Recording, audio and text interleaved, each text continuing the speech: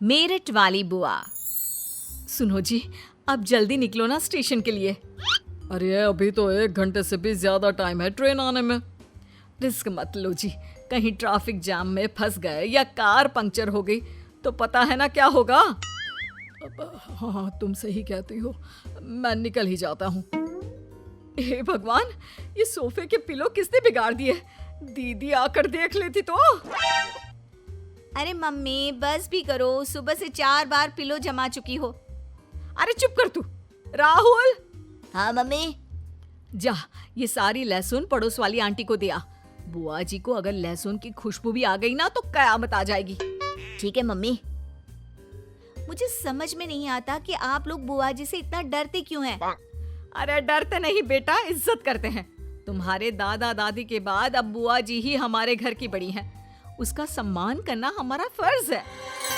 बुआ जी का खौफ सिर्फ घर तक सीमित नहीं था, पड़ोस में भी फैला था।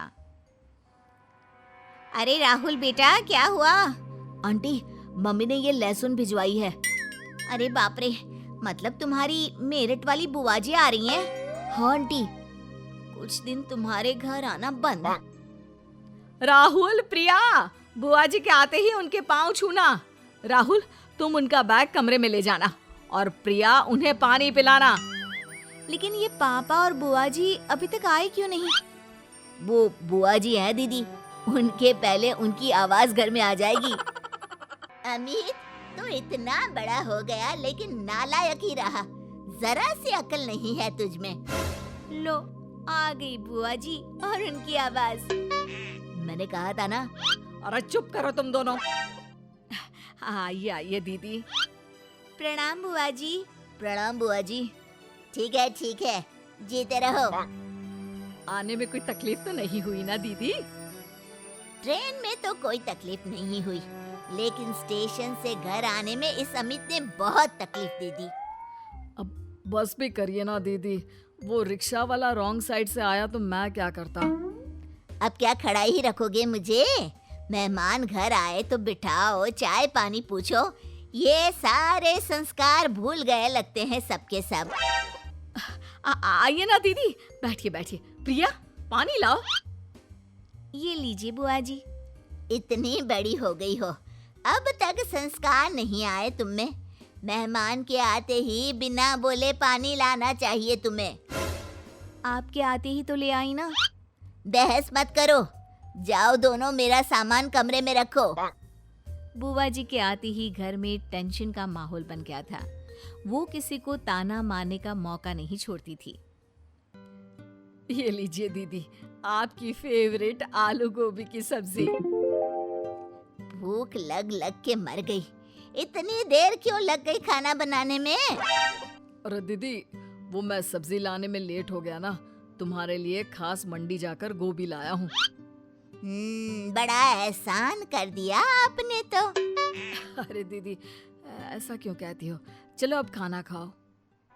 अरे ये क्या तरीका है खाने का? चम्मच तक पकड़ना नहीं सिखाया इसको। अब बच्चा है दीदी। इतना भी छोटा बच्चा नहीं है। लो बेटा, दूसरा चम्मच ले लो। मुझे नहीं खाना। राहुल गुस्से में उठकर चला गया, लेकिन हमारी बुआ जी तो चुप ही नहीं हो रही थी। अकड़ देखी बच्चे की। दोनों बच्चे हाथ से निकल रहे हैं अनीता, ध्यान दो इन पर जरा। जी दीदी, मैं समझा दूंगी। पहले समझाना चाहिए था। बुआ जी की जली कटी बातों से राहुल और प्रिया को बहुत बुरा लगा, लेकिन बुआ के सामने कोई बोले भी तो क्या। अरे अनीता, मुझे जरा शॉपिंग करनी है। ठीक है दीदी, मैं घर का काम निपटा लेती हूँ, फिर हम दोनों मार्केट चलेंगे। रहने दे, तेरा काम खत्म होते होते शाम हो जाएगी। मैं प्रिया को ही लेकर जाती हूँ। माँ, मैं कॉलेज जा रही हूँ, बाय। अरे रुक, आज कॉलेज रहने दे, मेरे साथ बाजार चल। सॉरी बुआ, लेकिन आज बहुत जरूरी लेक्चर है, आज कॉलेज नहीं छोड़ सकती। क्या खाक जरूरी? अरे ये कॉलेज वॉलेज छोड़, घर के काम सीख। पढ़ लिख के क्या करना है? शादी के बाद तो घर ही संभालना है ना। बुआ, मुझे पढ़ लिख के बहुत कुछ करना है, कुछ बनना है। अरे जितना बनना था बन ली, अब दुल्हन बनने की तैयारी कर। अमित, अमित कहाँ मर गया? आया दीदी, क्या हुआ? अब प्रिया के हाथ पीले करने का वक्त आ गया है। अभी इतनी जल्दी क्या है दीदी? तो क्या इसके पूरी तरह से हाथ से निकलने का इंतजार करता रहेगा? मतलब? मैंने इससे कहा कि आज कॉलेज मत जा, मुझे मार्केट ले चल, तो साफ मना कर दिया। बेटा रहने दो ना कॉलेज। लेकिन पापा मेरा इम्पोर्टेंट लेक्चर है। देखा, तेरे सामने ही मुझसे जुबान लड़ा रही है। बुआ जी प्लीज, आप पापा को भड़काना बंद कीजिए। प्रिया, बुआ से तमीज से बात करो। लेकिन पापा। बस सॉरी बोलो बुआ को। मैं क्यों सॉरी बोलूं? उन्हें सॉरी कहना चाहिए। तो कोई जरूरत नहीं है कॉलेज जाने की। प्रिया बेचारी रोते रोते अपने कमरे में चली गई। शाम को खाने के टेबल पर सब चुपचाप बैठे थे, लेकिन बुआ ने फिर से बात छेड़ दी। अमित, तू फरीदाबाद वाले मिश्रा जी को जानता है ना? हाँ दीदी, उनका क्या? उनका बेटा दिल्ली में अच्छी नौकरी करने लगा है, खुद का घर भी है, 2 गाड़ियां भी है। अपनी प्रिया खुश रहेगी वहाँ। लेकिन दीदी अभी तो ये पढ़ रही है। पढ़ाई तो जिंदगी भर खत्म नहीं होगी, लेकिन इससे अच्छा रिश्ता बार बार नहीं मिलेगा। मेरी मानो तो सगाई कर दो, अगले साल कॉलेज पूरा होते ही शादी कर देना। ठीक है दीदी, तुम कहती हो तो बात करूंगा। लेकिन मुझे जॉब करना है, अपने पैरों पर खड़ा होना है पापा। पैरों पर खड़ा होने के चक्कर में बाप के माथे पर बैठी रहेगी क्या? औरत का काम है घर संभालना, परिवार की सेवा करना।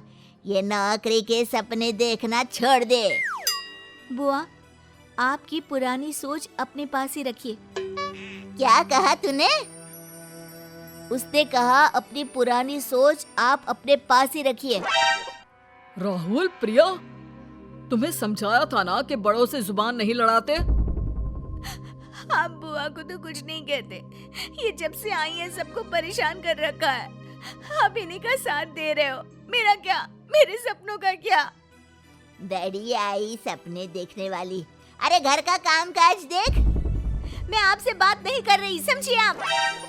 इतनी जरा सी लड़की और इतनी लंबी जुबान। प्रिया, बहुत हुआ, मेरा हाथ उठ जाएगा अब। हाँ, यही बचा है ना आप। बुआ के चक्कर में आप मुझे मारेंगे। रोती हुई प्रिया अपने कमरे में चली गई। सुबह भी प्रिया अपने कमरे से बाहर नहीं आई। बुआ मन ही मन खुश थी कि इस बार प्रिया का रिश्ता पक्का करवा ही देगी। लेकिन तभी उनकी बेटी गीता का फोन आया। हेलो, कौन? अच्छा गीता दीदी, रुको बुआ को बुलाता हूँ। बुआ, गीता दीदी का फोन है। हेलो गीता, कैसी है बेटी? बिल्कुल ठीक नहीं हूँ माँ। अरे क्या हुआ बेटा?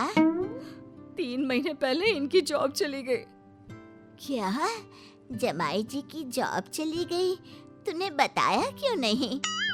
मैंने सोचा जब सब ठीक हो जाएगा तब बता दूंगी, लेकिन हालात तो और बिगड़ते चले गए। किराया नहीं दिया तो मकान मालिक घर खाली करने को बोल रहा है।